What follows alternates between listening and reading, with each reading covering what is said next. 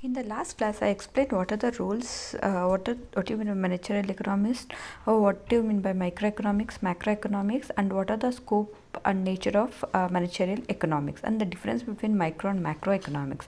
And this video, we will explain the roles and responsibilities of a managerial economist. So, before going to the roles and responsibilities, let us see what are the duties of a managerial economist. So, an economist is going to estimate the demand and even is going to forecast the demand, which is a very helpful to run the business, and is going to prepare the business or the sales forecast report also, and is going to analyze the market survey to determine the nature and extent of competition, and is going to analyze the issues and problems of concerned industry, and is going to assess the business planning process of the firm, and is going to discover the new fields of business endeavor, and is going to advise regarding the pricing, investment and capital budgeting policies, and is going to evaluate the capital budgets, and is going to build the micro and microeconomic economic models, and is going to do the directing economic research activity and interpretation, analysis and reporting of current economic matters with respect to the upcoming developments in business, government and foreign or global sector. And let us see what are the roles of managerial economists. So there are few roles of managerial economics. The first role is he has to take a number of decisions with a vital to the survival and growth of business, because decision making is one of the main role of any manager, or you can say the managerial economist. So that decision helps for the survival of his company. And the next one is the in modern business, manager usually constantly face the major problem of choice among various alternatives of producing the goods and aligned business policies. So there will be many choices to him. You need to select the best choice among the various available alternatives, and is also help in making a rational choice by using the optimum utilization of the available resources. That is very important. And the managerial economist has become the universal creature of modern business entrepreneur, as you all know. And the next one is they are also called by the various names like business economist, company economist and economic advisor also, and they act as an operation researcher and system analyst in management service department of large business firm. And he also identifies the problems and what are the causes for that problems and the consequences what they may face in the future, and is going to suggest the suggestions in order to overcome that consequences in the future. And the last thing is he also provide the quantitative base for decision making and forward planning. So these are major roles what an managerial economist play in the business.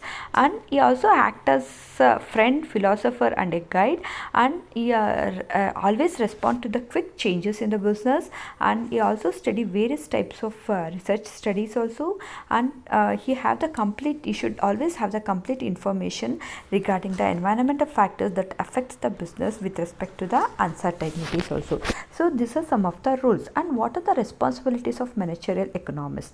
So the responsibilities of some of the responsibilities of managerial economists are in order to make a reasonable profit and capital employed. So you need to the main intention of any businessman is to make the profit. So that is also one of the responsibility of the managerial economist. And in order to have a successful forecast with respect to the demand by considering the internal and external factors, and he also informed to the management along with what are the economic trends in the future, and he should establish and maintain the contacts with the various expert market consultants and data sources, because which helps in taking a good decisions, and it also helps with the forecasting. And he must earn full status in the business, and only then he can be helpful for the management to in good and successful decision makings.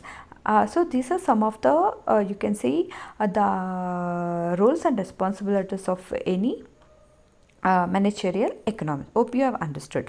And the next topic is firm and the industry. You all know what you mean by firm and what you mean by industry. The basic thing is firm is an entity. You all know that, right? The firm which consists of only a company, that is called as a firm. A firm actually refers to a business unit where an enterprise undertaking the production of the commodity, and a firm may be a smaller firm or a larger firm, and a small firm refers to a single plant, factory, business or relating unit which has capital investment producing small quantities of the product per unit of time.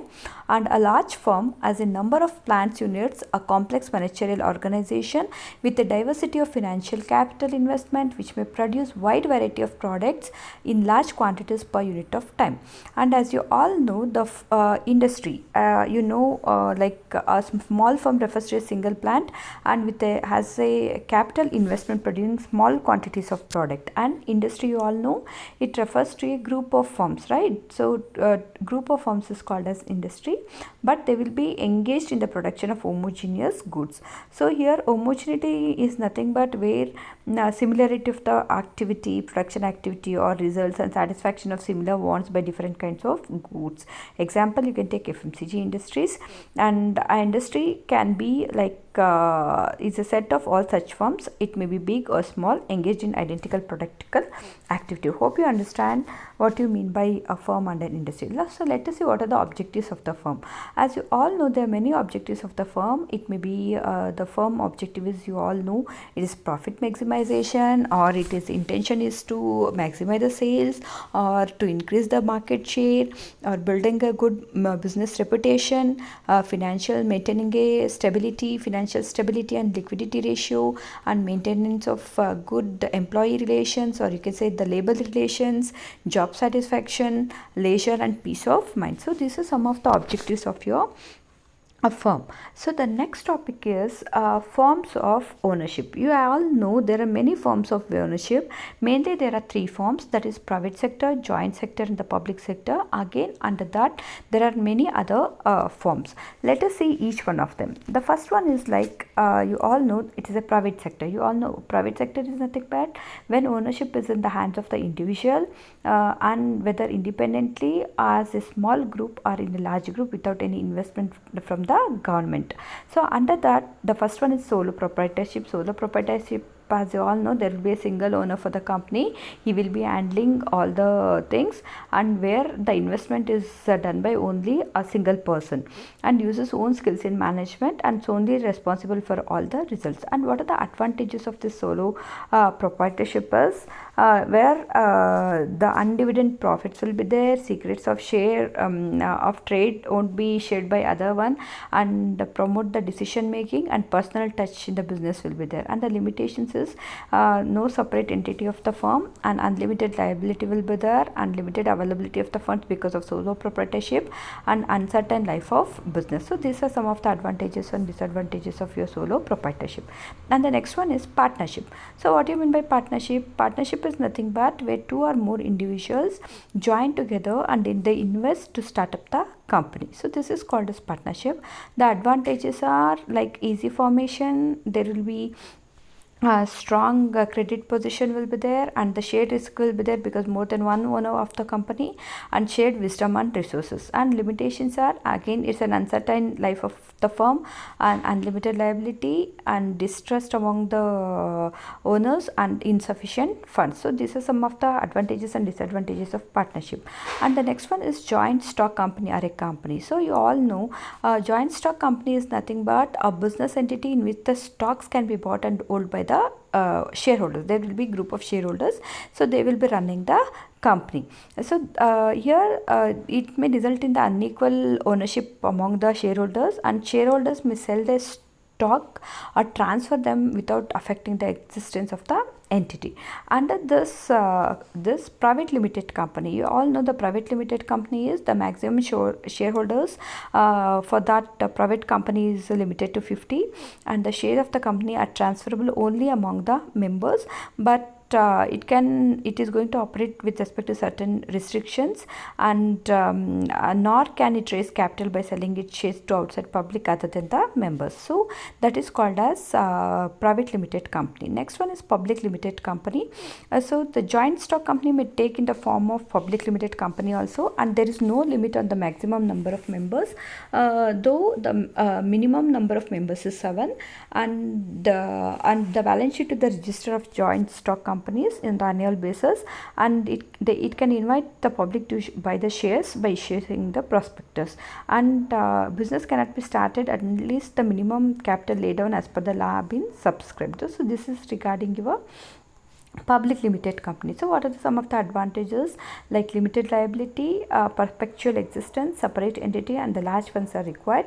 Large funds is available, and the limitations are like indifference of shareholders and the complexity of the information.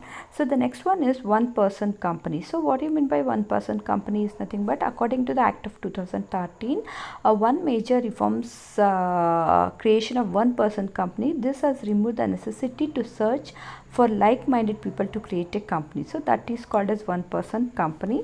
And corporate company is nothing but it is actually a non-profit, non-political, non-religious voluntary organization and formed with some of the economic objectives, and it also has certain principles like based on mutual help, self reliance, and dealings are confirmed to members only, and main objective is not to earn the profits but to encourage the mutuality and the cooperation among others. So the next one is public sector. So under the public, some of the advantages are dual benefits, promotes the societal values, and the limitations are fraudulent activities and uncertain life. And the next one is the public sector. So what you mean by public sector is nothing but when the government invites in production activities and the entire market, PSUs or PSS, so that is called as public sector. And under that the corporate come into picture, and there are many things, corporate board, department comes into picture. So these are the regarding the public sector. And in the public sector, as told, the corporation comes into picture. What do you mean by corporation? So our board, the corporation or the board normally controls some of the economic activities, especially where the government feels that government intervention is necessary for equal distribution of economic resources. Example, you can go with Khadi and Village Industry Corporation, that is KVIC, and Food Corporation of India and Railway Board. So these are some of the example of corporation or board. And the next one is like department. Department is nothing but it is very specific purpose. It is very related to social utility such as education, health, civil administration, etc. Normally functions under the directives of relevant ministries either at appropriate level. So these are the various forms of ownership that comes under the firms. Hope you understood. Thank you. Next topic is theories of managerialism.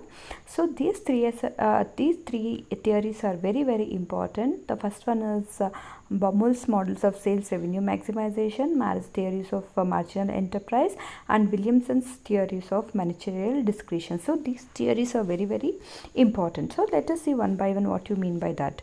And the first theory is Baumol's model of sales maximization. So here in Baumol's in 1982, he argues managers are more concerned with the maximization of sales or sales revenue rather than profit. Why? This is because managers' salaries or remuneration are tied to sales and not of the profit, and the large sales revenue and increasing sales enables the firm to capture more market and earn business reputation. So what are the assumptions of this theory is there are few assumptions. The first assumption is like there is a single period time horizon of the firm. That means the time constraint, it will be exact when we consider it. We won't take for the repetition of that cycle. And the second one is firm aims at maximizing its total sales revenue in the long run subject to a profit constraint, right? So the manager concentrates on the sales maximization rather than the profit maximization. So that is the second assumption. And the third one is firm's minimum profit constraint is set competitively in terms of the current market value of its share. And the fourth one is firm is oligopolistic whose cost curve is U-shaped. And the fifth one is demand curve is always a downward sloping, and the total cost and revenue curves are also the conventional type. So these are the assumptions of your Baumol's theory. And the next one is what managerial models of the firm. So the ownership and management are separate.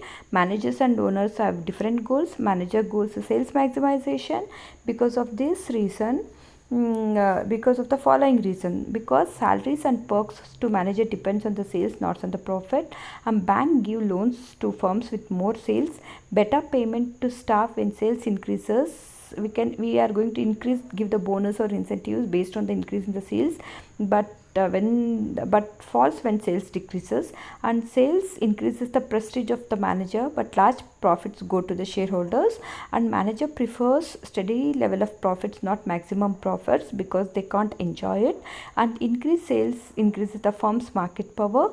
Manager wish to avoid risk ventures that may temporarily increase the profit for the management. So this is the reason why they go for sales maximization rather than the profit maximization. So here is the graph of Baumol's theory. In the x-axis we have taken the output, and in the y-axis we are considering the total TR, TC and the profit, that is total cost, total revenue and the profit. So you can see there are three lines, that is one is total profit, total revenue and the total cost. What happens when the profit keeps on increasing at the point of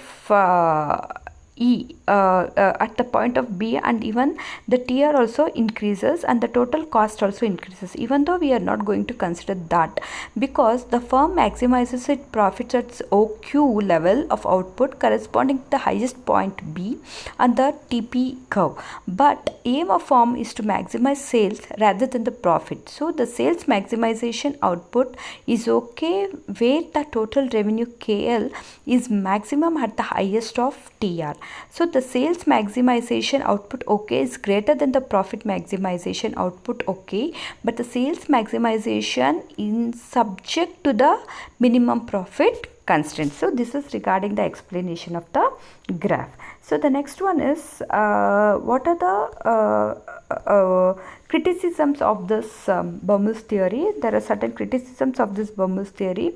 So the cost and demand functions of individual firms are not known, right? What is the cost incurred and what is the demand for that firms are not actually known. And the second one is oligopoly interdependence has not been taken into account.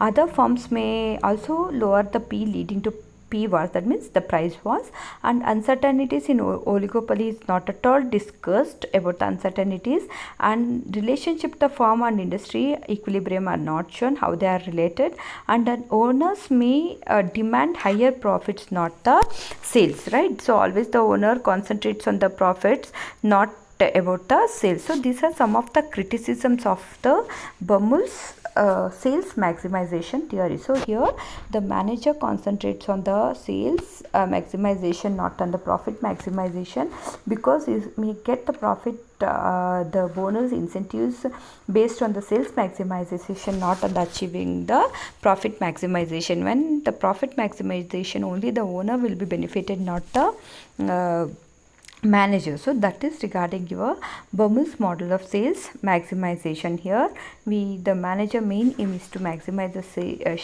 sales rather than maximizing the profit. So this is regarding your Baumol's theory of sales maximization. Hope you have understood. Thank you.